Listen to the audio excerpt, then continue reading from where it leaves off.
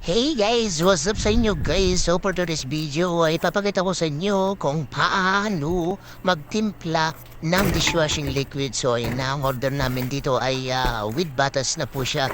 And then ito, pinakita ko ito yung box guys, yung takip. Ito na yan guys. So ayan, as you can see, ayan. So ayan, so pinagsama-sama namin yan. Nilagay na namin yung yung ingredients niya. Basta sundan niya lang yung pattern, yung note na kasama sa package. So, ayan na. Ayan na yung mga ingredients niya. Ayan na yung mga step by step.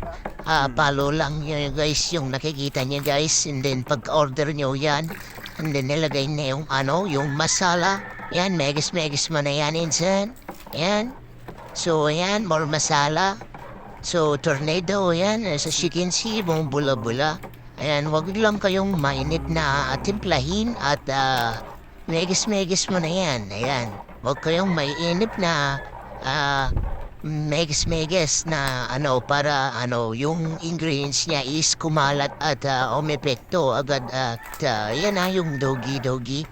So yan, nandyan siya. Nagbabantay sa amin. So yan, minekis-mekis mo na lang yan. Dire-diretso lang guys para tuloy-tuloy yung drug ng ingredients. So yun na nga, after 24 hours yan, sinaling ka na siya sa bottle. O yan. So by the way, yung bottles pala is 17 pieces siya. Yan, pinasporyad ko na yan. So yan, yan, napakadami guys. So napakalapot, saktong-sakto. Ayan na siya guys. Ito na with sticker na yan guys ha. Ayan, as you can see, ayan. Order na kayo guys. Nasa yellow basket lamang. Kung gusto niyong bumili, ayan. Click the yellow basket. Thank you so much for watching.